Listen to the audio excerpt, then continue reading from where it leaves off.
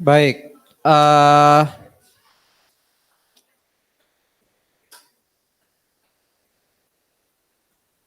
judulnya ini ya, jadi bisa dilihat di depan, ini laporan keuangan lain selain income statement. Oke, jadi urut chapternya, kalau yang income statement kan chapter 4, ini chapter 5. Sebenarnya ada sekitar 3 bagian di chapter ini, tapi hanya 2 bagian awal yang saya masukkan ke pembahasan hari ini.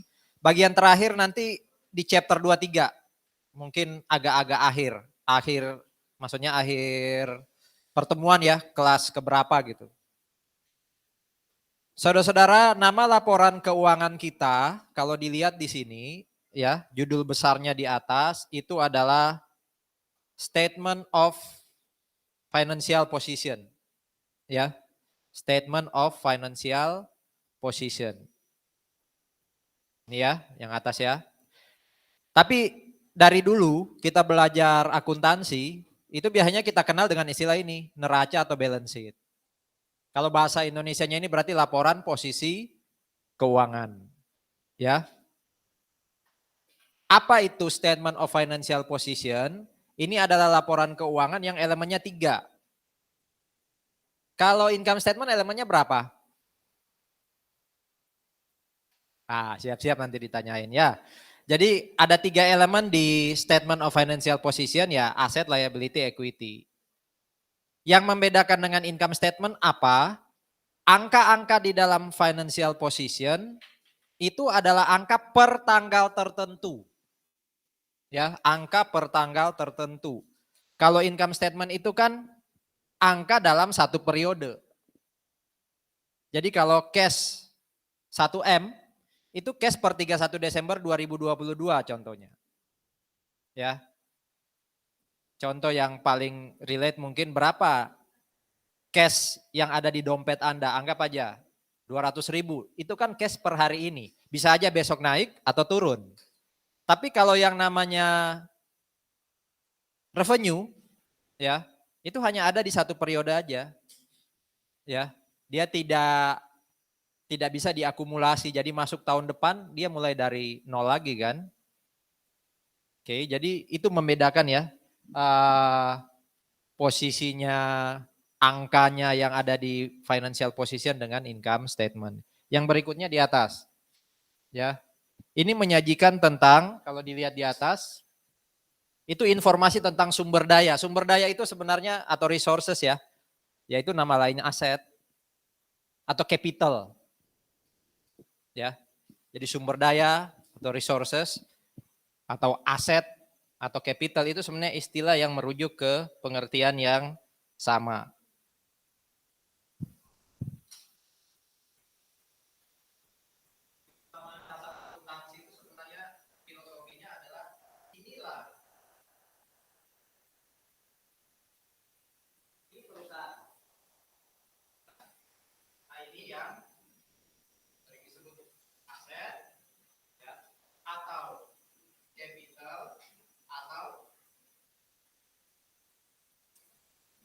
Milik siapa? Nah, dari mana company dapat aset?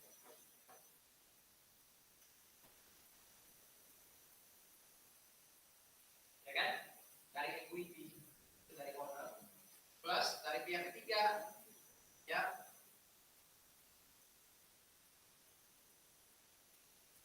Makanya ini saudara-saudara, waktu dulu kita belajar di SMA, saya nggak tahu Anda ya, saya dulu masih menyebut ini sebagai modal.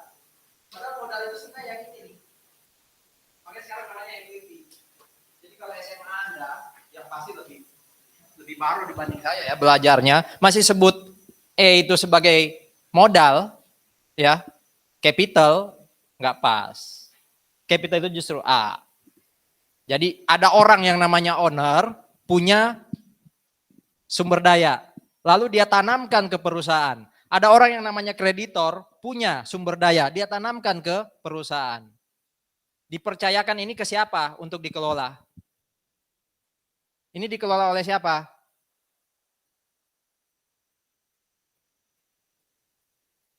Jadi kayak diberi kepercayaan itu loh. Aku punya duit, tak invest ke sini ya. Tolong dong kamu jalanin, puterin uangku. Kalau dia ternyata juga pengen juga menjalankan ini, silakan aja. Kan ada ya pemilik yang juga jadi manajemen, entah direksi atau manajer. Oke? Itu filosofinya sebenarnya dari persamaan dasar akuntansi. Jadi statement of financial position ya, itu pertama melaporkan aset atau sumber daya. Lalu kewajiban kepada kreditor itu yang L. Ya, dan equity. Nah, equity ini yang sering disebut sebagai net asset atau net resources. Kenapa disebut net? Karena cara ngitungnya gimana untuk dapat ini? A kurangi L. Ya, jadi kalau sering dengar net aset, itu bukan berarti aset tetap kurangi akumulasi, bukan berarti piutang kurangi apa? AFDA, bukan. Net aset itu sebenarnya equity.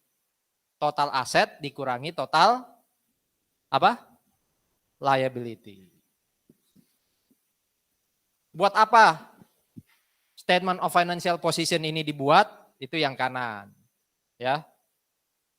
Supaya kita bisa memprediksi di masa depan cash kita berapa sih nominalnya, nilainya.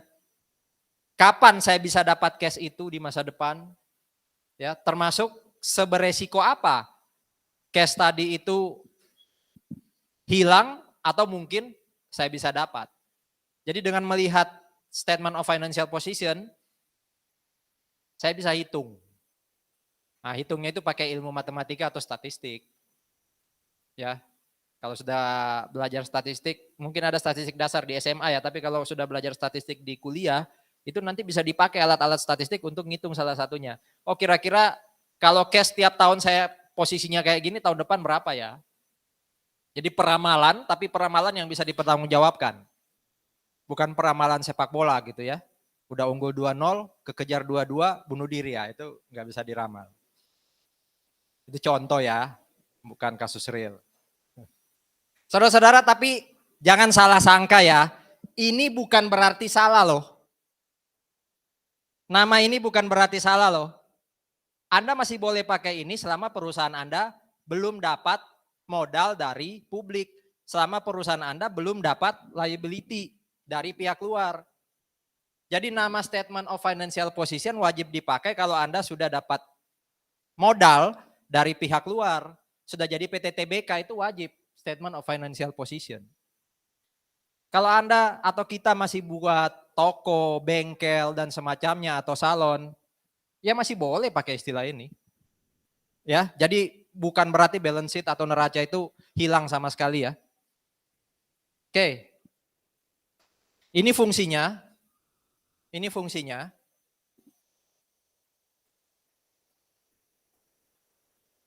Ini kayaknya sejak pandemi nggak potong rambut ya. Anak pencinta alam biasanya gitu. Makin gondrong makin bersatu dengan alam gitu ya. Nah, saudara-saudara, pertama dengan melihat statement of financial position, saya bisa ngitung. Apa ya istilahnya ya? Kalau saya naruh duit di perusahaan, saya ini berarti siapa? Di situ saya siapa? Owner, anggap aja owner. Kalau saya naruh duit di perusahaan, nanti saya dapat apa ya? Cuan berapa? Return berapa? Saya naruh 100 ya harapan saya balik 110 dong. Kalau balik hanya 100 mending saya masukin tempat lain umpama. Atau bahkan jadi kecil menurun, berarti nggak baik nih pengelolaan asetnya. Nah itu yang disebut rate of return. Macam-macam nanti ukuran rate of return. Ada namanya ROA, return on asset. Mungkin di financial management, sudah ngambil financial management, manajemen keuangan. Di sana harusnya ada ya apa rasio-rasio kayak gitu. Ya. Ada lagi current asset atau current ratio. Ya. Ngitung seberapa liquid sih perusahaan. Ya, itu rasio keuangan juga yang lain. Jadi ini ya, pertama membantu kita untuk menghitung kalau saya bank ngasih pinjaman, kira-kira bisa kembali nggak duitnya? Plus berapa bunga yang bisa saya dapat? Itu ya. Jadi tergantung Anda itu siapa. Kalau Anda itu pemerintah ya, apakah tiap tahun nanti penerimaan pajak bisa naik. Berikutnya adalah dengan melihat statement of financial position, harapannya pertama yang tadi saya sempat cerita ya. Perusahaan ini seberapa liquid sih? Liquid di sini bukan liquid dalam arti air, tapi seberapa cepat dia jadi duit. Berarti yang kita lihat biasanya aset-aset yang cair. Di bagian mana? Current asset. Ya, di bagian current asset. Kira-kira ngitung likuiditas itu, saya nggak tahu ya, sekali lagi Anda sudah pernah belajar atau enggak. Itu rumus yang biasa atau umum dipakai apa? Untuk mengukur perusahaan ini makin, artinya gini, kalau dia butuh duit segar, ya, entah untuk bayar utang, bayar dividen atau apapun, dia punya. Itu indikatornya apa?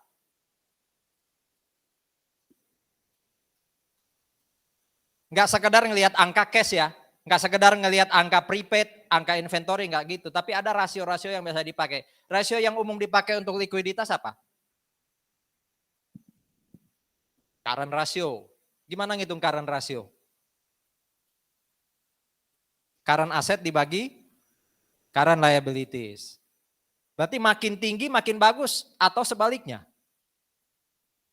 Makin tinggi makin liquid, jadi kalau kita sudah bagi ya angkanya, itu makin tinggi makin liquid atau makin tinggi justru susah liquid. Artinya kalau butuh cash atau aset cair, aset current yang cepat malah makin lama. Jadi makin tinggi makin bagus atau makin jelek? Kalau current ratio. Apa tadi tujuannya? Likuiditas untuk mencari tahu seberapa cepat ada cash kan? Ya tergantung kebutuhan Anda apa. Kalau memang Anda ingin bayar kebutuhan jangka pendek, kewajiban jangka pendek, Anda pengen angkanya makin liquid. Berarti harusnya current asset jauh lebih besar dibandingkan current liabilities. Anggap aja current liabilitiesnya 100, current assetnya 150. Berarti kapanpun jatuh tempo dalam 1 tahun ke depan kita bisa bayar. Iya kan? Wong kita 1,5 kok. Hari ini pun kamu minta, aku lagi butuh duit nih. Ya, jatuh temponya sekarang aja. Ada duit saya, wong 150 kok. Utang saya cuma 100, utang jangka pendek maksudnya ya. Tapi level current ratio juga jangan terlalu cair. Kata orang kan jangan terlalu banyak uang yang nganggur. Ya, jangan terlalu banyak uang yang nganggur. Terus level yang paling bagus itu apa ya? Harus lihat perusahaan dong. Ya, harus lihat perusahaan. Berikutnya solvabilitas, solvency. Ini maksudnya apa? Mungkin teman-teman yang sedang ngobrol bisa bantu saya. Apa itu solvabilitas?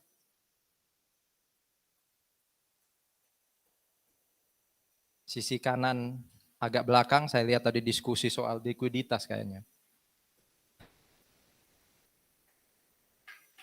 Solvabilitas ini sama, utang jatuh tempo, tapi ini jangka panjang, lebih dari 1 tahun.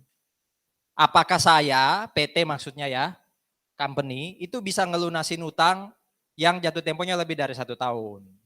Biasanya sih rasio yang dipakai itu debt to equity ratio. Seberapa besar proporsi ini terhadap equity. Semakin besar makin jelek karena itu berarti kebanyakan aset saya itu berasal dari utang. Kalau kebanyakan dari utang berarti keseharian saya itu hanya gali lubang tutup lubang gitu loh. Nggak ada investasi, harus bayar utang nanti 2 tahun lagi, 3 tahun lagi, itu juga nggak bagus. Ya, itu juga nggak bagus. Kalau ini ya fleksibilitas keuangan lebih ke arah ya mirip seperti 2 ini ya. Jangan sampai kita kebanyakan liability.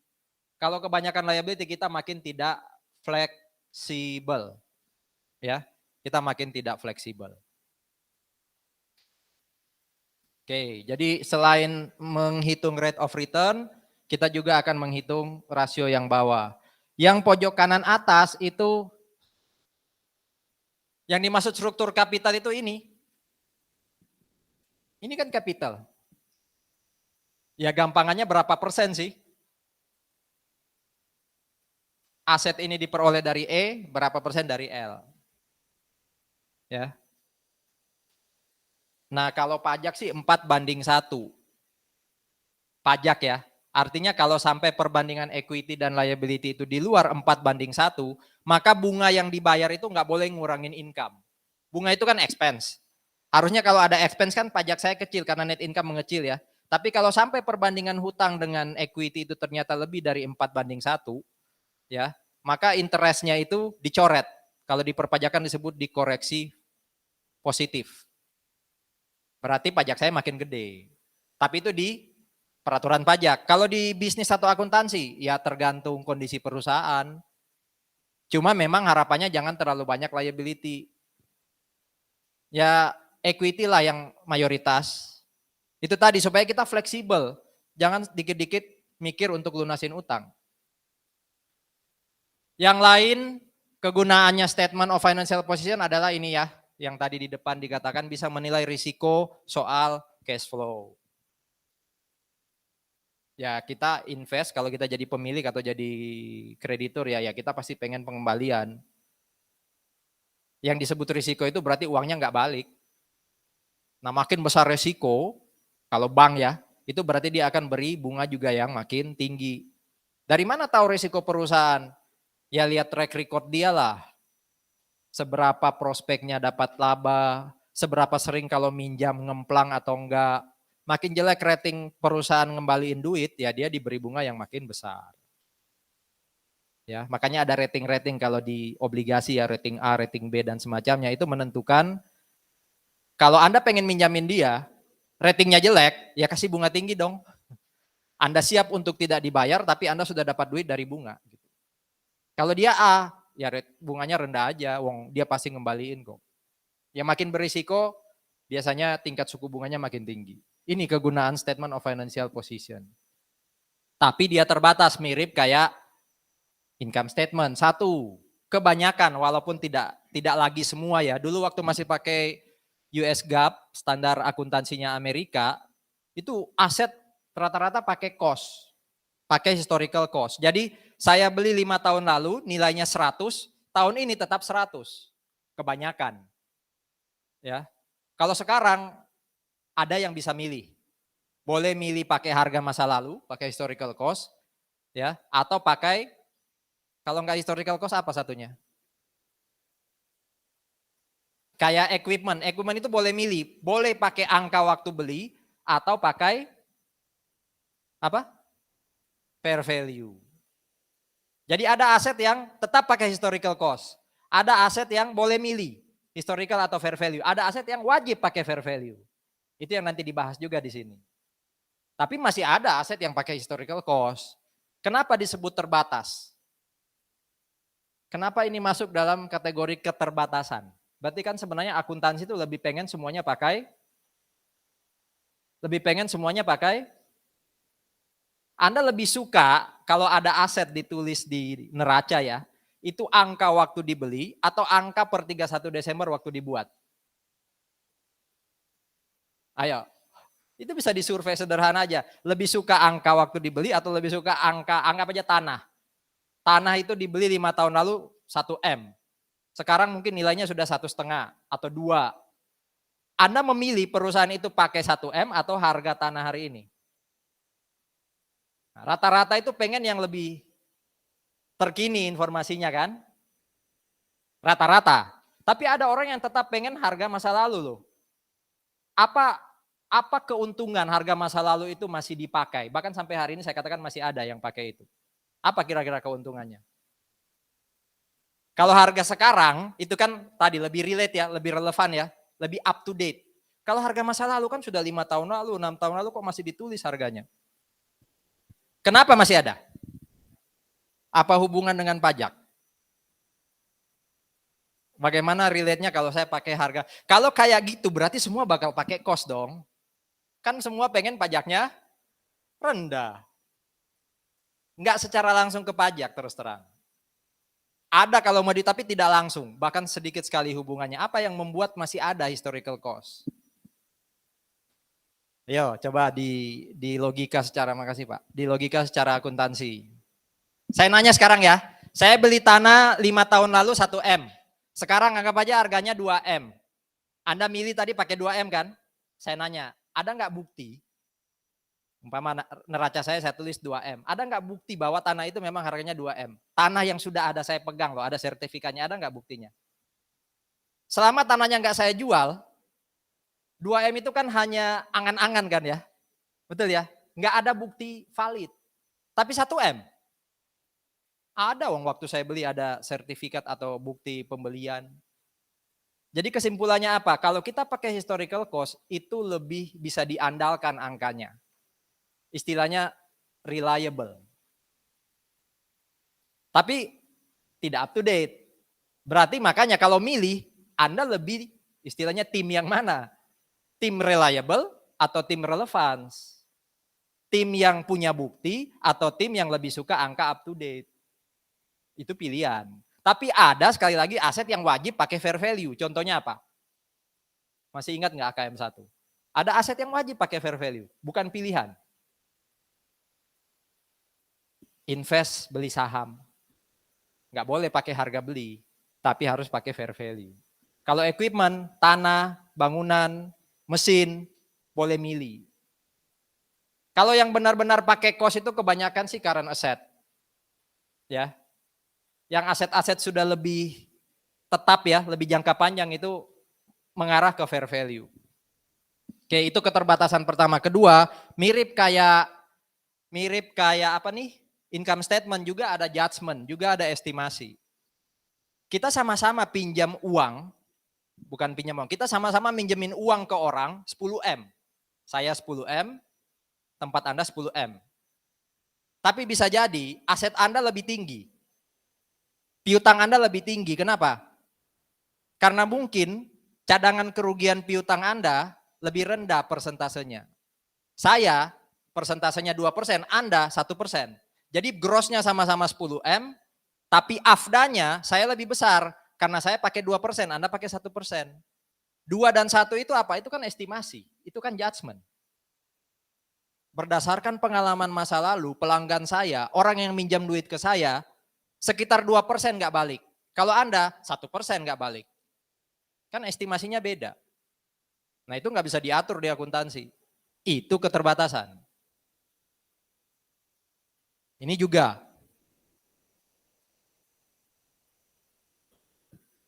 Saya sering ngomong ya. Karyawan adalah aset perusahaan. Agustoli asetnya Petra. Oh iya? Saya cari di neracanya Petra, nggak ada tuh. Aset namanya Agustoli. Karena aset itu aset dalam perspektif bisnis. Ya. Yang mungkin dengan adanya orang tadi itu bisa membuat di masa depan perusahaan tetap dapat income. Tapi orang ini kan nggak bisa dihitung kemampuan berpikirnya. Tapi kan ada gaji Pak, gaji itu kan jangka pendek, hanya bulanan. Itulah makanya ada beberapa hal yang sebenarnya itu aset dalam tanda kutip, tapi nggak bisa jadi aset di neraca. Karena apa? Ini. Nggak bisa disajikan, belum ada alat ukur lah untuk ngitung. Ya. Nah ini definisi dari masing-masing elemen yang selalu diulang-ulang tiap kali ketemu mata kuliah akuntansi ya dari PA saya ingat saya. Dibaca aja tapi gampangannya sekali lagi kalau saya pakai pakai timeline. Sekarang ini saya lagi berdiri di 31 Desember nih. Kiri ini masa lalu saya. Kanan ini masa depan saya. Saya sebagai akuntan di 31 Desember ingat, di masa lalu ada transaksi atau kejadian. Rupanya transaksi kejadian di masa lalu ini sebelum 31 Desember ya, itu akan bikin saya di masa depan terima sesuatu, ada inflow yang masuk ke perusahaan. Ya. Contoh, di masa lalu saya minjamin uang ke orang. Nah, saya analisis kan, dengan itu berarti orang itu akan balikin uangnya ke saya. Pokoknya toh. Belum lagi kalau ada bunga. Oh itu aset. Namanya apa? Receivable. Iya kan? Di masa lalu saya pernah beli barang untuk saya perjualbelikan. Memang per 31 Desember masih ada. Tapi tahun depan kalau saya jual kan dapat revenue.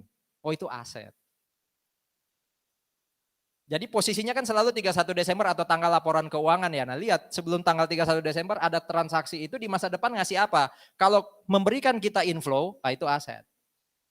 Tapi kalau sebaliknya, di masa lalu ada transaksi kejadian, tapi membuat saya di masa depan terpaksa mengorbankan sesuatu kepada orang lain, itu liability. Ini juga menekankan nggak ada lagi tuh apa aktiva pasiva itu. Saya selalu ngomong akuntansi dinosaurus ya. Kalau SMA Anda masih pakai istilah-istilah itu ya tolong gurunya dicerahkan gitu.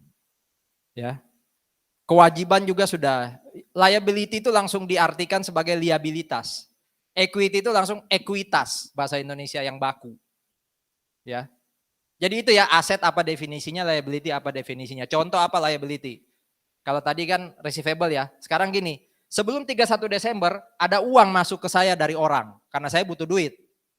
Saya analisis, oh ini bukan uang saya, ini uangnya orang. Berarti di masa depan harus ada uang keluar kan dari saya. Plus saya harus bayar bunga kan. Oh berarti uang yang saya dapat itu liability buat saya. Nah kalau equity apa? Gampang aja, selisih aset dan liability. Residu, sisa. Ya. Ini apa ya, sorry. Elemen dalam tanda kutip sampah karena buangan. Hanya residu antara aset dan liability. Ya. Nih. Residu itu kan sisa gitu ya. Jadi nggak bisa didefinisikan. Ya gampangannya pokoknya itu haknya siapa? Owner. Ingat loh, ini definisi elemen ya. Jadi ada 3 elemennya, apa masing-masing definisinya. Secara teori bisa dibaca, bisa dihafalin. Tapi logika berpikirnya tadi saya tegaskan lagi. Karena saya yakin sejak PA sudah sering diulang. Nah kita masuk sekarang. Tadi kan kalau Anda masih ingat ya lingkaran paling besar laporan keuangan. Kita punya berapa laporan keuangan?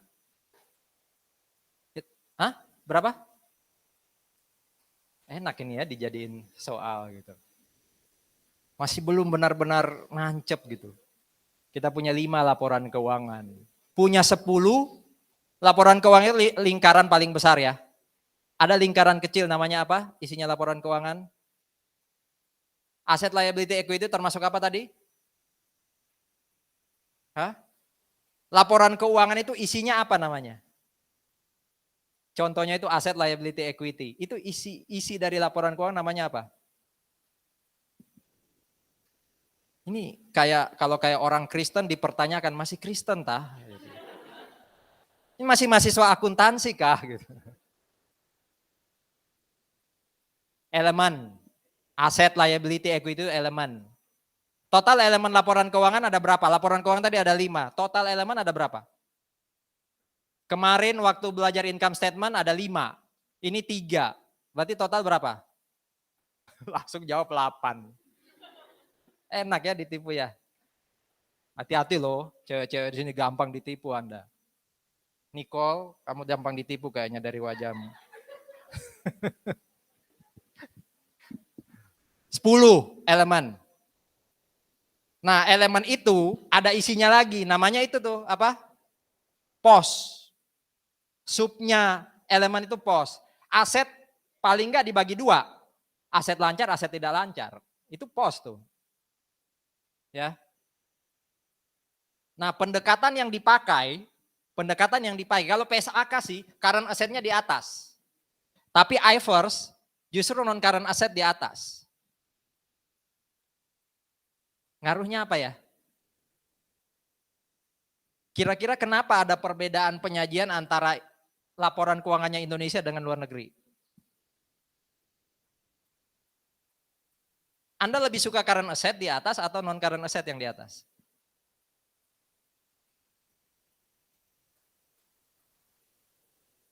Hah? Dulu waktu belajar akuntansi kan diajarin laporan keuangan dalam hal ini neraca atau balance sheet itu disajikan berdasarkan likuiditas kan. Berarti paling atas yang paling liquid, yang paling cair. Berarti harusnya apa? Current asset. Tapi ini kok malah non current asset. Nah, ini ada sejarahnya karena saudara-saudara rupanya ngaruh ya. Tampilan awal itu rupanya ngaruh. Jadi orang dulu ketika current asset paling atas itu langsung pola pikirnya, persepsinya langsung lihat current asset tok. Non current asset itu nggak terlalu diperhatikan. Akhirnya apa? Banyak fraud, banyak penggelapan akuntansi dilakukan di masa lalu itu di ranah atau di wilayah non current asset. Itu yang kemudian supaya ini lebih diperhatikan, ini bahasa gampang saya aja ya. Supaya ini lebih diamati oleh pembaca laporan keuangan, dia ditaruh di atas. Ya, itu sejarahnya. Bisa googling gitu ya sejarahnya kayak apa. Nah, urut-urutannya ini yang standar ya. Bisa jadi perusahaan enggak semua, enggak selengkap ini. Kalau ini sudah, kalau non current dan current itu kan pos. Kalau yang ini apa ini? Kayak long term investment, investment property itu istilahnya apa? Pos itu diperas lagi jadi apa?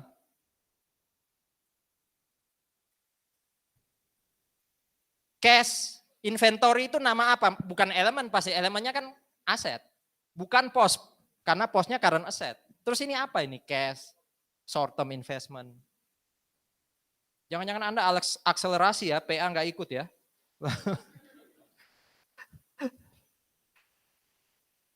Yang dibuat di jurnal itu namanya apa sih? Apa? Akun, account. Ini yang banyak nih. Kalau elemen kan cuma 10 tadi. Pos, ya tergantung perusahaan memisahkan sebanyak biasanya current non current itu aja. Tapi akun ada banyak, makanya ada namanya chart of account. Ya. Nah, account yang ada di perusahaan tergantung ya, seberapa kompleks dia. Nanti jangan datang ke dosen kalau sudah lulus, lalu protes, Pak, di situ ada investment property. Kok di perusahaan saya nggak ada? Berarti yang Bapak ajarkan itu terlalu melebih-lebihkan. Kehidupan itu tidak serumit yang Bapak ajarin ya. Kamu yang masuk di tempat kerja yang tidak rumit. Saya yakin gajimu nggak rumit. Iya kan? Itu loh. Ya jadi ya tidak gitu juga lah kalau memprotes ke dosen gitu. Karena saya sering diprotes. Yang Bapak ajarin beda dengan yang diujikan. Loh, ujian kehidupan itu jauh lebih rumit dari yang saya ajarin loh. Masa besok Anda datang ke saya, Bapak nggak pernah ngajarin gimana ngambil keputusan kalau kasusnya kayak gini ya. Yang penting kan pola pikirnya ya yang dibentuk. Contoh itu terbatas. Oke ya, jadi bisa banyak. Bisa lebih dari ini atau mungkin kurang dari ini, tapi ini standar lah. Ini standar akun yang ada. Dari atas ya, long term investment. Ini nanti saya bahas satu-satu. Ada kok di slide belakang. Ya. Ini yang equity. Ya. Ada non current liabilities. Ada current liabilities. Biasanya kan liabilities di atas ini enggak equities yang di atas. Oke, kita bahas pertama dari long term investment atau investasi jangka panjang. Saudara-saudara, investasi jangka panjang itu bukan hanya surat berharga, bukan hanya yang ada di pojok kiri atas. Disebut investment itu kalau perusahaan beli surat berharga perusahaan lain. Tapi kalau surat berharga perusahaan dibeli sama owner, itu namanya apa? Saya ulang ya, yang disebut investasi dalam bentuk surat berharga itu kalau PT atau company membeli surat berharga perusahaan lain, baik obligasi maupun saham. Tapi kalau obligasi atau sahamnya perusahaan dibeli sama owner atau kreditor, itu dilaporkan di bagian mana? Ayo, saham deh. Perusahaan nerbitin saham, dibeli sama owner atau investor. Itu masuk di mana di statement of financial position? Elemennya ya elemennya apa? Ekuitas. Namanya share capital, ya kan? Jadi bedain loh ya investasi pemilik dengan investasinya perusahaan. Ini investasinya perusahaan. Apalagi bentuknya? Bisa ini nih. Yang kanan atas tuh. Aset berwujud tapi tidak gunakan untuk operasi. Tangible asset. Gampangannya kayak tanah bangunan, tapi dianggurin, mungkin buat spekulasi. Kalau harga naik lepas. Ya. Jadi tanah bangunan itu juga dalam tanda kutip investasi, nggak selamanya dia property, plant and equipment. Nggak selamanya namanya investasi hanya beli surat berharga.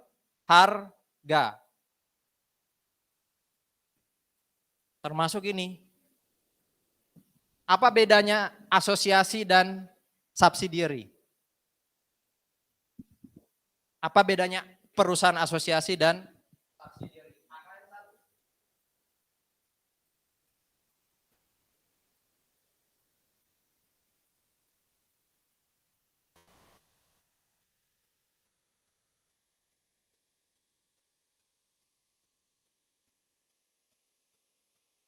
Kalau saya membeli PT lain, ada di ranah ini yang namanya anak dan induk, parent subsidiary. Tapi kalau saya ada di wilayah ini yang namanya perusahaan. Itu investasi juga kan? Mirip kayak saya beli saham kan? Mirip kayak saya beli surat berharga yang kiri atas kan? Itu juga investasi dan itu long term. Ya, itu long term.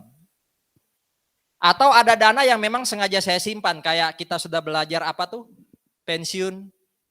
Itu kan uang yang disimpan di masa depan bisa diambil kalau karyawan purna tugas atau pensiun untuk bayar pesangon, ya, untuk ekspansi usaha. Ini juga investasi. Jadi nggak melulu yang pojok kiri atas. Ya. Oke. Nah, untuk investasi yang pojok kiri atas, yang surat berharga itu ya, ini materi chapter 16 atau 17 AKM 1 nih. Diingatkan kembali di sini. Kalau Anda beli obligasi dan obligasi itu Anda tahan sampai jatuh tempo, itu namanya held for collection. Tapi kalau Anda beli obligasi dengan tujuan, besok kalau nilainya turun saya lepas karena takut rugi banyak, atau kalau dia untung, ya, cuannya besar, langsung saya lepas, takut cuannya tambah turun, itu berarti bukan held for collection. Itu bisa trading atau juga bisa non trading. Ya pokoknya untuk diperdagangkan itu loh, untuk dispekulasikan itu trading. Saham nggak bisa held for collection, kenapa? Saham kalau saya beli, walaupun masuk di pojok kiri atas ya, long term investment yang pojok kiri atas, nggak bisa held for collection, kenapa? Karena dia tidak punya apa? Apa bedanya saham dengan obligasi yang paling kelihatan selain satunya bayar dividen, satu bayar bunga? Obligasi itu kan biasanya ada maturity ya. Kalau saham nggak tahu kita. Kan going concern, tidak ada jatuh tempo. Makanya nggak mungkin held for collection kalau saham. Saham itu kalau nggak trading ya non trading. Non trading biasanya ditahan supaya saya bisa dapat dividen, supaya saya bisa memiliki 20, 30, 40 atau bahkan lebih. Ya. Nah, held for collection kok bisa current dan non current? Bisa current atau non current? Kok bisa ya? Ada yang bisa jelasin? Kok bisa? Held for collection kata Pak Agus tadi itu ditahan sampai jatuh tempo. Tapi kok bisa apa? Bisa current juga ya? Logikanya gimana? Bukannya kita lagi ngomongin non current asset, kok ada current di sini? Kalau yang trading ini bisa obligasi, bisa saham loh ya. Jadi walaupun obligasi 5 tahun jatuh tempo, tapi saya bilang ini kalau nilainya naik di pasar saya lepas. Kalau nilainya turun di pasar juga saya lepas, itu trading. Ya, itu sudah pasti current. Karena kan sangat-sangat short term ya perputarannya. Kalau ini kenapa ada current ada non current? Logikanya apa? Karena obligasi kalau 5 tahun makin lama kan makin menurun kan maturitinya ya. Akhir tahun pertama dia tinggal 4, akhir tahun kedua tinggal 3, akhir tahun keempat dia tinggal 1 tahun. Berarti sudah apa dia? Short term. Itu loh maksudnya. Ya, jadi walaupun awalnya dia itu held for collection, Tapi kalau jatuh temponya makin dekat ke 12 bulan ke bawah, ya dia jadi current. Non trading juga gitu. Bisa current, bisa non current, tergantung jatuh tempo. Yang paling penting juga yang perlu diingat bagaimana cara menilainya. Ini yang harus diingat. Kalau pakai held for collection itu namanya amortized cost. Investasi beli obligasi. Ditahan sampai jatuh tempo. Berarti yang berutang siapa nih? Investor atau perusahaan yang nerbitin obligasi? Yang berutang siapa? Company A beli obligasi company B. Yang berutang B atau A? B. Saya berpiutang toh berarti ya. Anggap aja waktu itu saya kasih duit ke dia 100. Ya kan? Dia terbitin obligasi, saya kasih duit ke dia 100. 100 itu kan akan pelan-pelan dia lunasi. Betul? Ketika 100 makin mengecil, makin ke nol, ya makin habis, itu yang disebut amortize cost. Makanya ada tabel amortisasi itu loh, yang makin turun ke par value. Makin turun ke, kalau itu premium, awalnya besar makin turun ke par. Kalau diskon awalnya kecil makin besar ke par. Itu namanya amortized cost. Dan saya hanya mereview loh ya. Pelajaran hari ini tuh bukan mempelajari ini sebenarnya, ini mengingatkan lagi. Tapi kalau obligasi atau saham itu trading, nggak perlu pakai tabel-tabel tadi. Pokoknya berapa sih nilainya di pasar per 31 Desember, makanya pakai fair value tuh. Ini yang saya katakan tadi, bukan pilihan, pasti pakai fair value. Ya. Nah, ini kolom yang juga perlu diingat nih. Kan ada pertanyaan biasanya kalau pilihannya trading securities dinilai pakai apa gitu. Bisa cost, bisa amortized cost, bisa fair value, bisa net realizable value ya. Anda kalau sudah paham ini, paling nggak hafal ini ya, gampang milihnya. Oke, itu yang kiri ya. Jadi non-current asset berbentuk long term investment. Bagaimana kalau non-current assetnya PPE? Ini sebenarnya juga apa? Dalam tanda kutip long term investment bisa jadi, tapi dipisahin dia. Bedanya apa dengan yang ada di sini? Yang ada di sini itu pojok kanan atas, itu tidak digunakan dalam operasi. Kalau PPE dipakai dalam operasi. Jadi apa? Jadi kalau saya beli tanah bangunan tapi untuk spekulasi, itu investasi. Tapi kalau saya beli tanah bangunan, dipakai dalam operasi, itu PPE. Nah dipakai untuk apa tanah bangunan tadi sehingga jadi PPE? Kantor, pabrik, pokoknya digunakan dalam keseharian operasi. Mesin, itu PPE atau long term investment? Kebanyakan PPE, tapi kan mungkin nggak ada mesin yang sedemikian canggih bisa disimpan dulu, tidak dipakai, bisa ya? Nah, kalau kasusnya kayak gitu dia investment, long term investment maksud saya. Tapi jarang sih, umumnya dia PPE. Tapi tanah bangunan belum tentu dia PPE, belum tentu juga investment, tergantung gunanya untuk apa.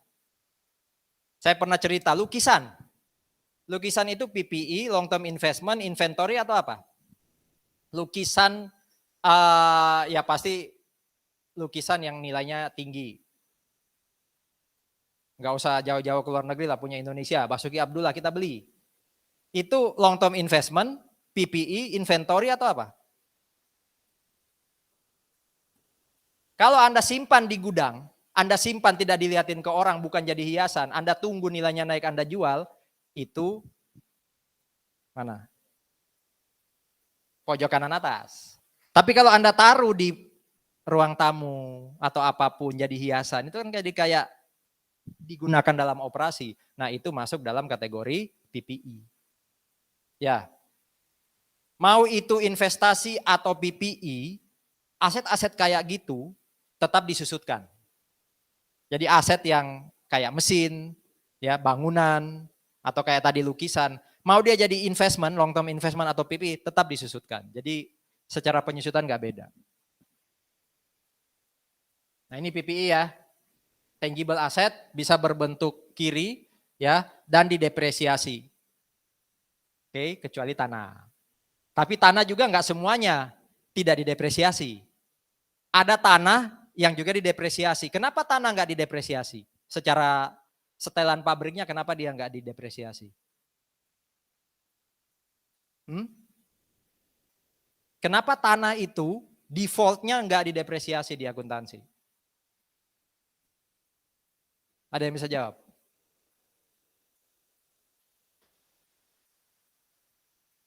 Karena nilainya, nah kan, terumpan lagi Anda.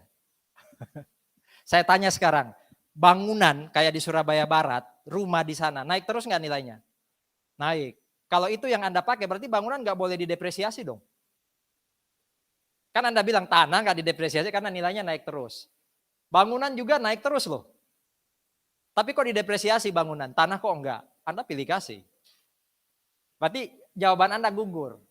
Bukan karena tanah nilainya naik terus. Loh tadi Bapak ngomongnya karena nilainya, ya itu kan cara saya ngumpan. Dugaan saya ternyata benar. Penyusutan itu kan bukan masalah naik turunnya nilai. Penyusutan itu adalah proses, harga, aset, saya rubah jadi expense. Jadi kalau saya beli 10M, kan laba saya akan turun besar kalau 10M langsung jadi expense. Makanya saya parkir dulu jadi aset. Jadi expense-nya gimana? Pelan-pelan melalui apa? Depresiasi. Nah tanah kenapa nggak didepresiasi? Karena waktu saya depresiasi kan saya bagi masa manfaat. Tanah sulit dihitung masa manfaat. Itu alasannya. Bukan nggak bisa tapi sulit. Tanah pertanian bisa, tanah pertambangan bisa. Makanya untuk tanah pertanian dan pertambangan bisa didepresiasi. Gitu ya. Perbaiki mindsetnya. Jangan malu-maluin. Ketika lulus ditanya gitu kenapa tanah, kan nilainya naik terus. Wah, itu istilahnya kayak orang Kristen tapi imannya dipertanyakan gitu ya.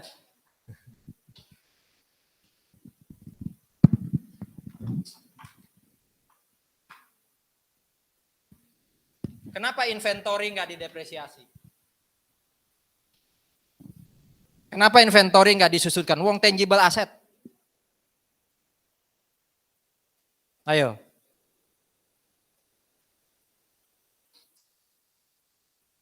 Kenapa investasi nggak disusutkan kayak surat berharga?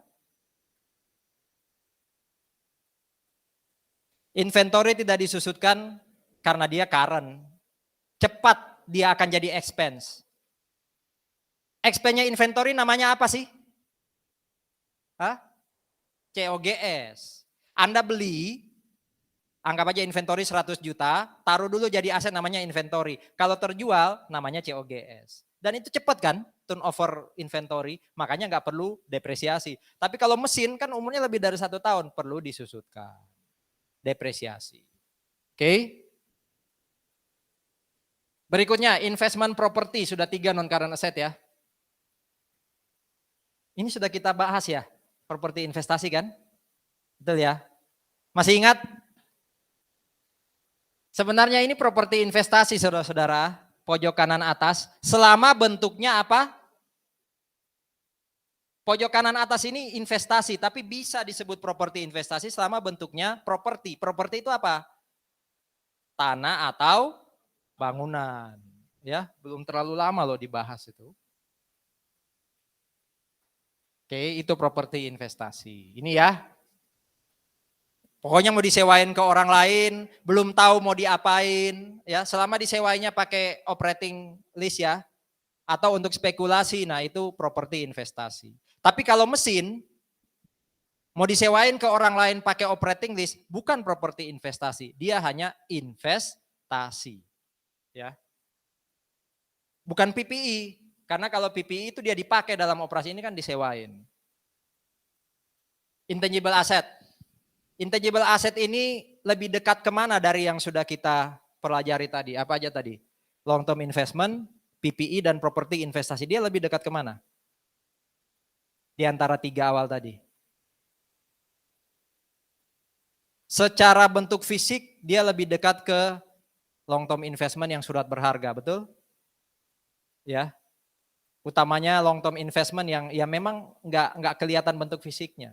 Tapi secara tujuan penggunaan dia lebih dekat kemana? Apakah intangible asset ini dibeli tanpa kita tahu mau diapain? Pasti kita tahu mau diapain. Jarang ada beli paten untuk spekulasi, nggak ada. Berarti nggak mungkin long term investment. Ya. Apakah dia lebih dekat ke properti investasi? Ya enggak, karena properti investasi mau disewain atau tidak tahu mau digunain apa. Berarti dia lebih dekat ke PPE. Bedanya hanya di wujud fisik, dia nggak ada wujud fisik. Makanya intangible asset ini mirip kayak PPE juga diapain? Atas tuh? Disusutkan, tapi namanya amortisasi. Kalau PPE disusutkan namanya apa? Depresiasi. Kenapa diamortisasi? Karena dipakai dalam produksi. Ya. Cuma itu tadi, secara fisik beda sama PPE. Ini nih contoh penyajian nih dari apa? Aset-aset yang sudah kita bahas tadi. Properti investasi masuk mana? Kira-kira ada tanah bangunan untuk investasi masuk mana? Long term investment ya. Karena dia tidak dipakai untuk operasi. Kalau dia pakai untuk operasi ya PPE dia. Oke. Kalau other asset, paling enak kalau other itu. Pokoknya sisa yang nggak masuk di atas. Contoh-contohnya kayak ini nih. Selama ini kita tahu prepaid expense current, betul ya? Tapi ternyata enggak. Di sini ada enggak ya? Oh, enggak kelihatan. Ini kan ada prepaid expense ya. Tapi bagaimana membedakan prepaid expense yang current dengan yang non current? Pokoknya lebih dari 1 tahun Pak masuk non current, enggak. Long term prepaid expense ini biasanya lebih dari 3 tahun. Jadi bayar sewa untuk masa 4 tahun, 5 tahun, 6 tahun itu masuk long term. Kalau masih 3 tahun ke bawah masuk yang current asset. Jadi patokannya bukan 1 tahun atau 2 tahun ya, tapi ke 3 tahun. Piutang lebih dari 1 tahun itu masuk sini. Kalau piutang patokannya 1 tahun. 1 tahun ke bawah masuk current, lebih dari 1 tahun masuk long term. Ini contoh kayak apa? Dana pensiun yang kita tanam di bank atau dana pensiun itu masuk di aset dalam dana khusus. Properti tapi mau dijual, bukan inventory. Saya punya mesin, sudah nggak dipakai di dalam produksi, sudah nggak saya pakai. Saya rencana mau jual, tapi belum juga saya jual per 31 Desember. Nah masuknya di aset lain-lain. Termasuk cash. Kalau, apa bahasa Inggrisnya nih? Apa istilah asingnya ini? Restricted cash. Selama jangka panjang. Kalau restricted cash tapi jangka pendek, masuk mana? Saya punya dana 1M. Jangan diutak-atik. Mau pakai bayar dividen 11 bulan lagi. Berarti kan jangka pendek. Pasti nggak masuk sini ya. Masuk mana dia? Current asset. Current asset yang mana?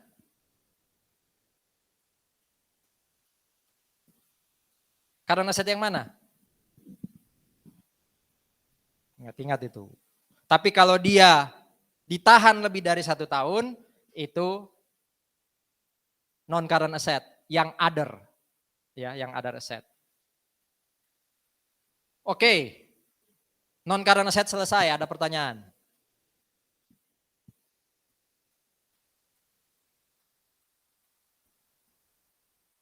Sekarang yang current, ini jenis-jenisnya yang saya yakin juga sudah banyak dipelajari di PA lebih banyak ya current asset itu. Ya, kalau non current lebih banyak di AKM 1. Ya. Ini yang tolong diingat-ingat. Ini enak nih, sasaran empuk untuk ditanya ini. Bagaimana menilai inventory? Lower of cost or NRV. NRV gimana ngitungnya? NRV-nya inventory itu gimana ngitungnya?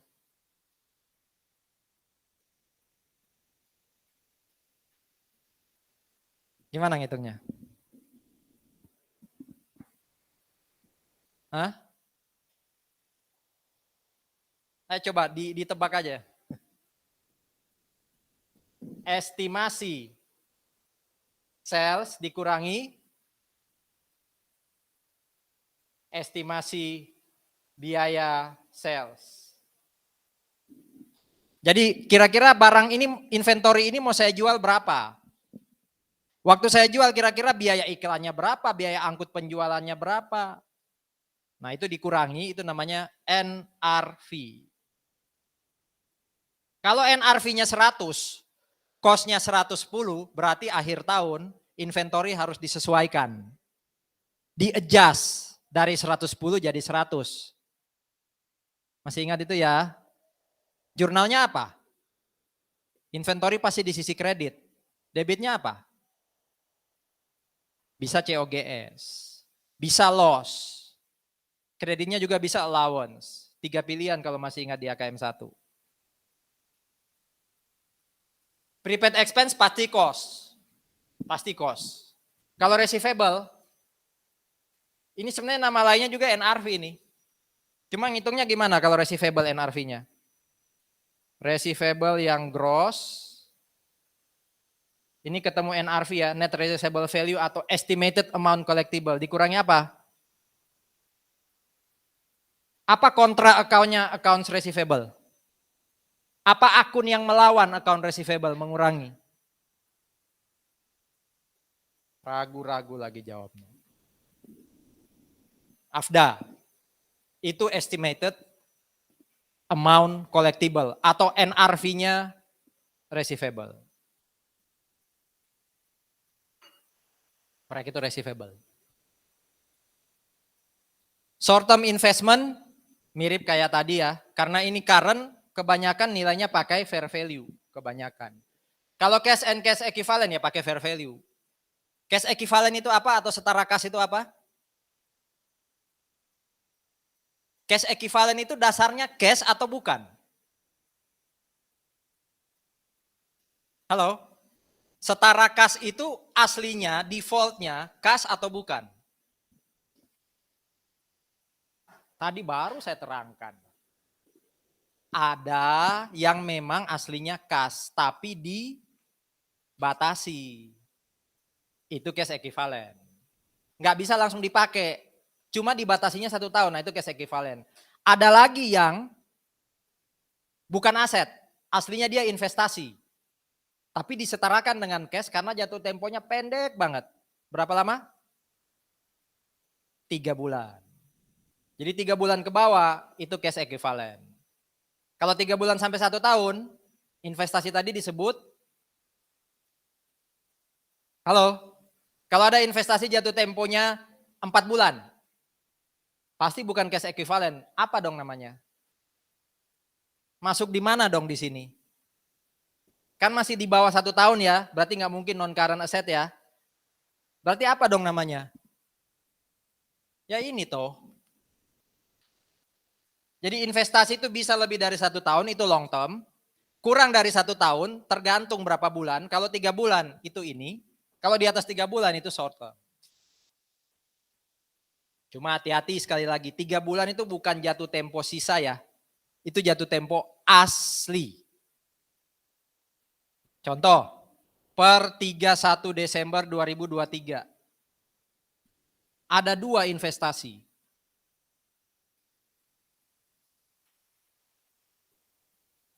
Yang ini jatuh temponya akhir Februari 2024. Yang ini jatuh temponya akhir Januari 2024. Dua-duanya kelihatan pendek, jangka pendek. Tapi bisa jadi yang ini, walaupun ini Januari 2024, ini disebut short term investment. Yang ini, walaupun jatuh temponya cuma 2 bulan, dia disebut cash equivalent. Kok bisa? Ini sama-sama di bawah 1 tahun loh ya, bahkan sama-sama di bawah 3 bulan. Kok bisa yang ini short term investment, akhir Januari 2024, ini akhir Februari jadi cash equivalent? Karena bisa jadi investasi yang ini, waktu pertama kali kita invest, jatuh temponya mungkin 4 bulan, 5 bulan, 6 bulan, yang pasti belum sampai 1 tahun. Kalau yang ini, mungkin kita investnya mulai awal Desember. Berarti kalau investnya mulai awal Desember, jatuh temponya Februari, total jatuh temponya berapa lama? Saya beli awal Desember, jatuh tempo Februari. Awal Desember 23 saya beli, jatuh tempo Februari 24. Berarti sebenarnya total bulannya beredar berapa? 3. Makanya dia masuk cash equivalent. Jadi yang perlu dilihat 3 bulan itu jatuh tempo asli. Bukan jatuh tempo sisa, ini kan jatuh tempo sisa ini.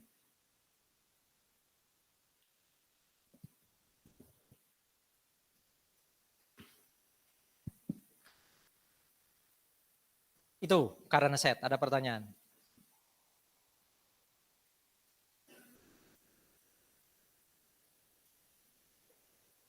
Oke. Ini inventory ya. Hati-hati ya, FIFO average itu cara ngitung COGS dan ending inventory. Ya, boleh milih. Bisa pakai FIFO, bisa pakai average di IFRS dan PSAK. Kalau US GAAP ditambah LIFO. Tapi kalau periodik dan perpetual itu apa itu? Saya ulang ya. FIFO average itu cara menilai. Cara kita ngitung atau mengestimasi berapa COGS dan ending inventory. Tapi kalau periodik perpetual itu cara ngapain? Halo? Periodik perpetual itu apa hubungannya dengan FIFO average?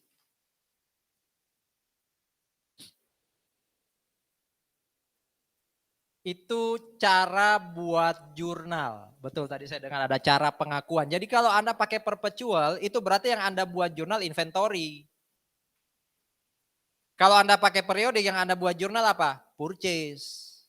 Kalau Anda bayar biaya angkut pembelian, Anda pakai perpetual, yang Anda debit itu adalah inventory.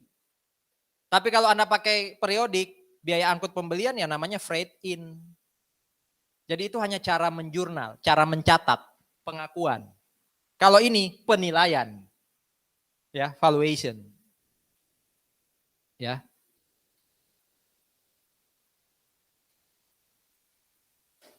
Receivable udah sama-sama tahu ya. Kalau masih ingat AKM 1 saya pisahin receivable berdasarkan trade atau non trade, berdasarkan jatuh tempo juga bisa dilihat. Ya. Jadi ada piutang yang muncul karena dagang, ada piutang yang muncul karena minjamin uang ke orang. Biasanya minjamin uang ke orang itu notes receivable. Kalau jual barang secara kredit itu accounts receivable biasanya. Cara lain bedanya gimana? Oh, yang notes itu ada bunga. Accounts receivable nggak ada. Tapi receivable juga bisa dilihat dari jatuh tempo. Kalau makin panjang itu long term receivable. Kalau lebih pendek karena ini current asset lebih atau kurang dari 1 tahun. Intinya pokoknya dia harus disajikan secara net. Secara bersih. Gimana? Harus ada tuh kerugian piutang harus diantisipasi. Ini nih. Allowance itu cadangan itu kan berarti mengantisipasi kerugian. Ya.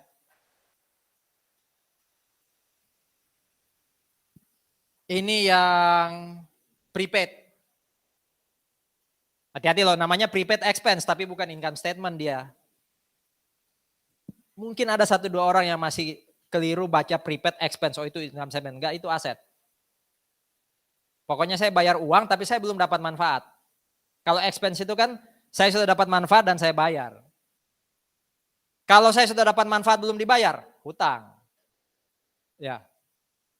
Jadi ini bayar dulu, manfaat belakangan. Itulah yang disebut prepaid expense. Kapan jadi expense?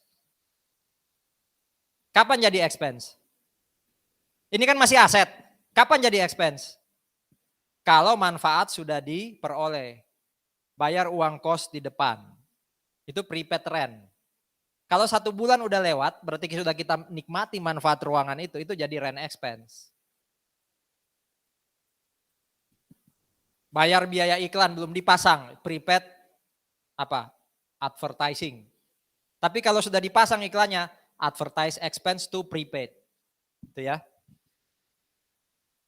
Ini short term investment ya. Mirip kayak yang long term tadi. Bentuk-bentuknya ada di situ. Saya dulu mungkin kalau masih ingat di ruang W itu saya selalu ngomong, kalau ini buat para ibu-ibu sih ya. Kalau kamu didekati cowok, lalu cowok itu bayarin ya biaya pacaran atau biaya pendekatan tadi, tanya cowokmu. Kok kamu catat apa duitnya? Ya kan masih ingat ya? Kalau dia bilang, oh ini expense, putusin. Karena kamu dianggap jangka pendek, akhir tahun kamu di close. Iya kan? Cowoknya pintar, kamu aset. Tanya aset yang mana?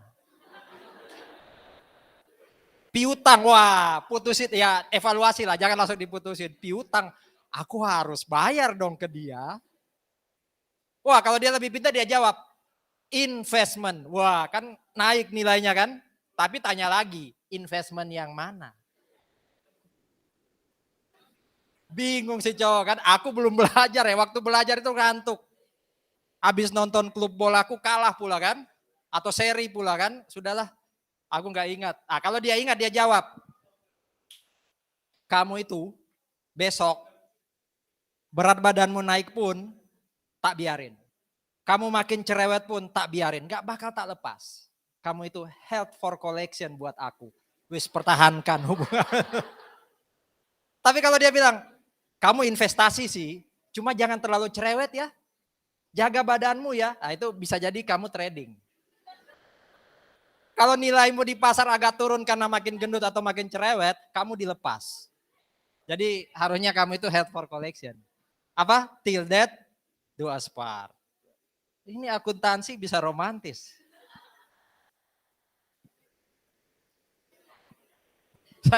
Saya pernah ngomong itu, terus ada, saya gak tahu angkatan Anda kayaknya langsung buat status gitu ya. Boleh juga bapak-bapak ini bikin jokes. Dia gak sadar dia itu teman saya. Saya capture, saya kirim dia ketawa aja gitu. Ini cash equivalent ya, tadi sudah saya jelaskan lewat timeline. Ini cara penyajiannya. Coba lihat, cash malah paling bawah loh. Iya kan? Cash malah paling bawah. Merubah mindset kita tentang cash yang harusnya paling atas. Tapi kalau PSAK Indonesia tetap dia paling atas. Current asset paling atas. Ini equity. Coba diingat-ingat. Share capital kita buat jurnal di sisi kredit itu berdasarkan apa? Halo? Ini kan berarti apa? Kita nerbitkan saham atau kita beli saham perusahaan lain? Tadi saya tanya loh itu sempat. Ini muncul karena kita nerbitkan saham perusahaan kita sendiri atau kita beli saham perusahaan lain? Nerbitkan. Oke, sekarang saya tanya, kapan dia diakui sebagai share capital? Kan ada jurnal kayak gini ya. Karena kita nerbitkan, kita dapat cash. Di sisi kredit, kan ada share capital biasanya ordinary, saham biasa. Nah ini nilainya dihitung dari mana?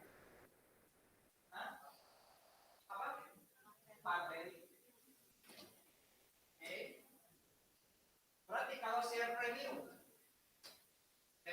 ordinary ini dinilai dari mana? Kalau ini dapat dari mana ini? Cash. Market value. Berarti untuk hitung share premium gimana?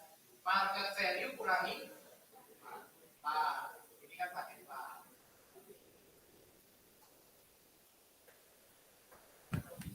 Laba ditahan itu apa? Return earning itu apa? Angka net income yang diakumulasikan tiap tahun. Selama tidak dibayar dividen, selama kita untung terus, maka return earning akan terus naik. Tapi kalau kita bayar dividen, return earning berkurang. Kalau kita net loss, return earning berkurang. Pokoknya hasilnya net income tiap tahun itu loh diakumulasi. Hello, itu PA dan AKM 1 ya. Mirip kayak ibadah di gereja gitu ya. Firman Tuhan itu baru setiap hari. Walaupun pernah kita dengar. Ya, saya yakin juga yang kayak gini-gini itu baru setiap hari karena sering kita dengar tapi lebih sering dilupakan. Mirip ya kayak firman Tuhan ya. Kalau ini, OCI itu apa? Masih ingat bukan minggu lalu. Waktu income statement dibahas.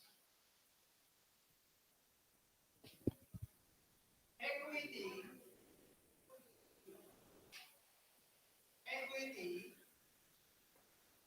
itu bisa bertambah dari dua sumber. Satu dari net income, berarti ini masuk di mana? Satu dari. Jadi kalau ada penambahan equity tapi nggak masuk net income, nggak masuk income statement, itu disebut other comprehensive. Total dua ini disebut apa?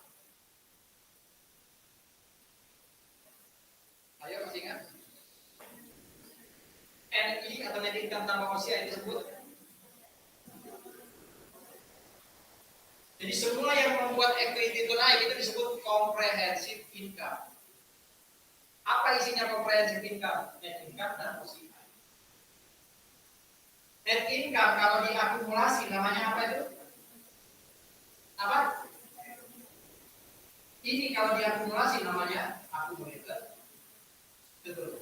Jadi 3-4 itu sama-sama akumulasi.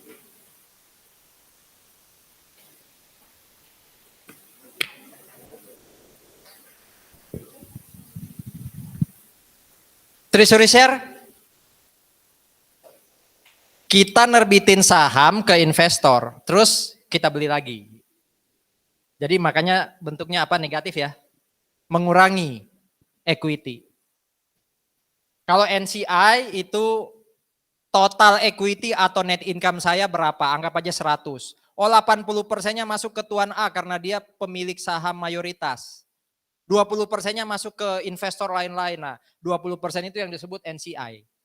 Non-controlling interest. Ya.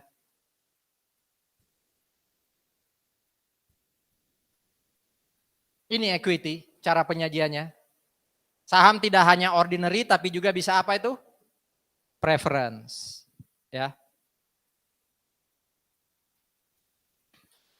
Bagaimana dengan liabilities ya? Ada non current, ada yang current. Tergantung jatuh tempo. Umumnya bond liabilities itu, bond payable itu masuk yang non current karena lebih dari 1 tahun. Ya pokoknya jatuh temponya lebih dari 1 tahun.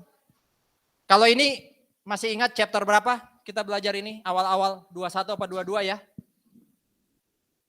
Pension liability itu loh yang masuk UTS kemarin.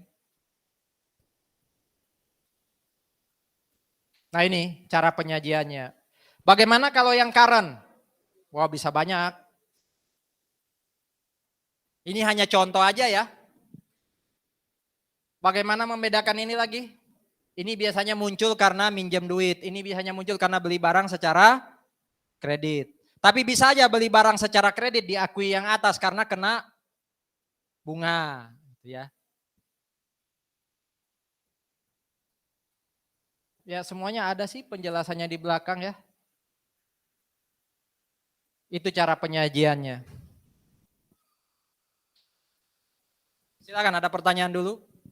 Semua pos, semua akun sebenarnya sudah dibahas. Silakan kalau ada diskusi atau pertanyaan.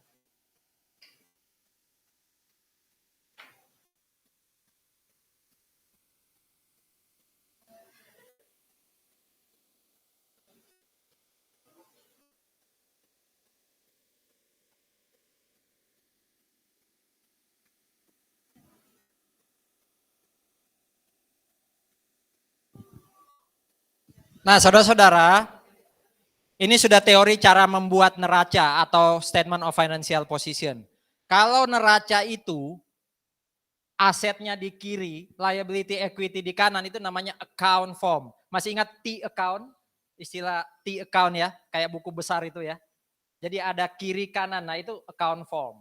Tapi kalau dibuat memanjang dari atas ke bawah itu namanya report form. Lebih populer yang mana ya? Lebih banyak yang mana? Ada enggak ya risetnya? Ini yang report form ya. Anda lihat aja nanti PPT ini, Anda bisa besarin kok gambarnya. Ini contoh penyajian kalau neraca yang lengkap dan disajikan report form dari atas ke bawah. Enggak akan merubah nilai loh ya, maksudnya total asset liability tetap sama baik pakai report maupun account karena ini cuma cara menyajikan. Ya. Umumnya sih report, umumnya. Tapi account juga mungkin lebih nyaman ya, kiri kanan. Silakan, itu pilihan penyajian aja. Bagian 1 selesai, soal statement of financial position. Bagian 2, ini tidak banyak muatan hitungannya ya, ini masalah penyajian saja. Ya. Kalau Anda masih lupa laporan keuangan 5 ini. Ini 5 laporan keuangan, jangan sampai hilang, jangan sampai lepas dari ingatan ya. Nah, di laporan keuangan yang paling kanan yang namanya notes atau catatan laporan keuangan, isinya sebenarnya 2. Jadi notes itu isinya 2. 1, isinya adalah accounting policy. Bisa kasih contoh, accounting policy itu kayak apa?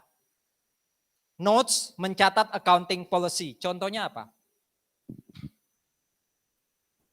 Ini bagian awalnya notes. Kayak tadi, inventory dinilai pakai average, bukan pakai FIFO. Nah, itu kebijakan akuntansi. Account receivable dihitung sekian persen dari AR, bukan sekian persen dari sales. Itu kebijakan akuntansi. Oke? Ya. Jadi cara kita menerapkan kebijakan akuntansi untuk setiap akun itu masuk di bagian yang namanya accounting policy. Summary of significant accounting policies. Nah, berarti kalau disebut catatan tambahan itu adalah hal-hal yang sifatnya mendukung ya informasi setiap akun. Karena nggak mungkin di neraca yang sudah sangat padat ini kita tambahin lagi metode penyusutannya apa, metode ngitung inventorinya apa. Ini murni angka isinya.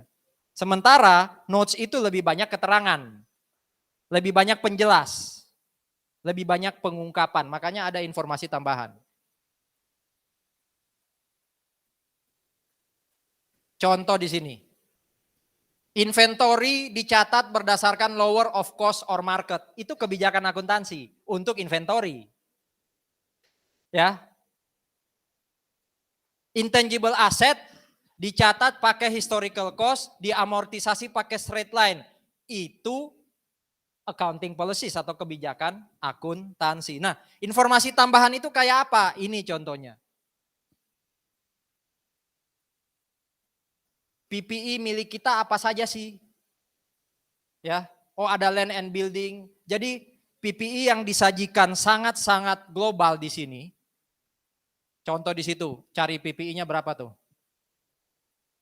PPE-nya ada land, building, ya, land dan building itu kan sangat global. Padahal land kita bisa jadi banyak. Building kita atau equipment kita bisa jadi banyak. Nah itu disajikan di informasi tambahan kayak gini contohnya. Saldo awalnya berapa? Berapa yang dilepas, disposal. Berapa yang kemudian akan dijual. Ini semua nanti akan ditotal 49474 nanti masuk ke neraca, masuk di PPI. Ya. Jadi yang kayak gini kan akan membuat neraca kehabisan ruang. Makanya dia ditaruh di catatan. Ini apa istilahnya? Tabel-tabel kayak ini apa istilahnya? Apa istilahnya yang kanan? Catatan tambahan. Kalau ini apa istilahnya? Kebijakan akuntansi. Itu ya. Semuanya masuk di laporan keuangan yang namanya apa? Notes to the financial statement. Oke, bagian ketiga, bagaimana cara mengungkapkan? Sorry, ini akuntansi ya, bukan PDKT ya. Mungkin masih ada yang masalah, gimana ngomongin perasaanku ke dia, bukan ini. Ya, ini mengungkapkan tentang tadi, metode kayak garis lurus ya. Ini contoh. Ada yang namanya, kesimpulannya apa dong parenthetical ini? Dia tetap masuk di neraca. Ini sebenarnya neraca loh. Ini statement of financial position loh di bagian equity. Jadi dia diterangkan tapi tidak perlu tadi ya, tidak perlu membuat neraca jadi lebih banyak, lebih panjang, lebih luas yang diungkapkan. Cukup pakai dalam kurung. Jadi kalau ada keterangan ini par value-nya 10, total yang beredar sekian. Ini bisa aja disajikan juga di notes. Tapi supaya orang lebih cepat dapat keterangannya, ditaruh di neraca, ditaruh di financial position. Kalau tekniknya pakai tanda kurung kayak gini, itu namanya apa di atas? Parenthetical. Equipment dalam kurung. Net straight line method. Nah, itu kan keterangan ya. Kalau ditaruh di neraca dan tanda kurung, itu namanya parenthetical. Tapi kalau pakai cara gini, contoh, ada cash 800.000. Itu mau dipakai untuk bayar hutang jangka pendek. 1 tahun lagi.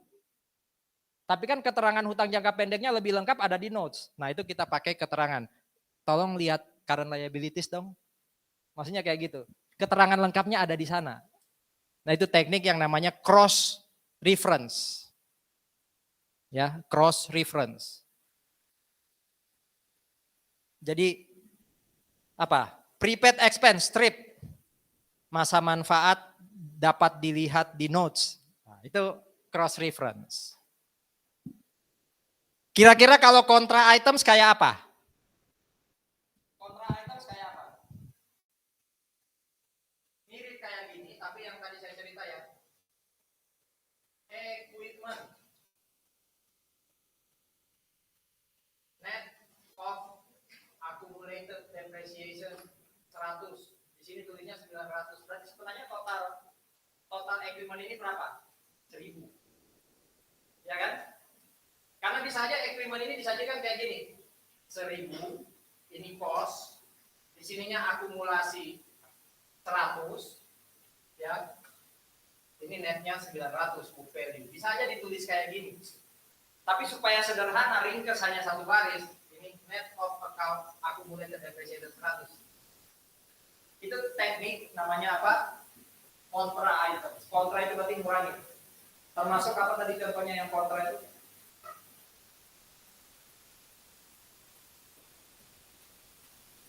AR. Net of apa? AR net of apa? ABDA. Ya, di sini kasih strip. Itu kontra items.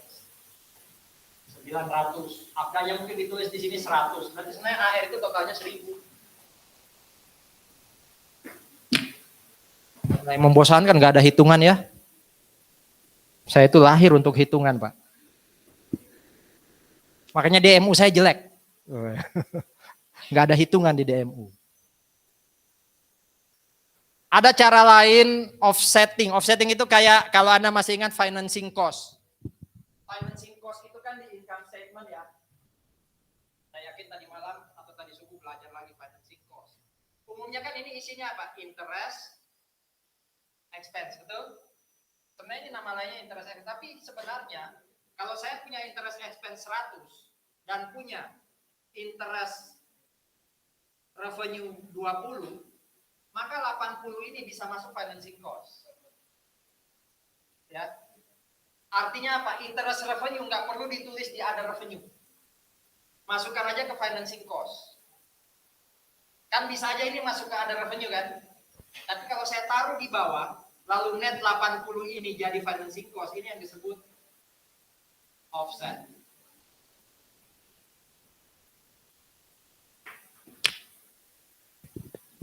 Itu ya, jadi akun yang berlawanan langsung dilawankan. Bukan kontra loh ya.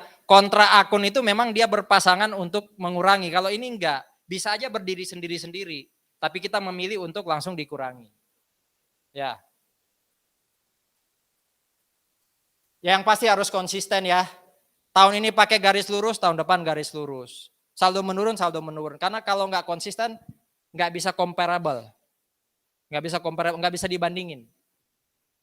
IPK Anda dan IPK yang lain nggak bisa dibandingin kalau yang satunya aktif, satunya nggak begitu aktif secara organisasi. Ya, jadi nggak comparable. Oke. Yang pasti juga penyajiannya harus wajar. Wajar itu ya memenuhi standar akuntansi yang pasti. Oke, sebentar, saya siapin soalnya.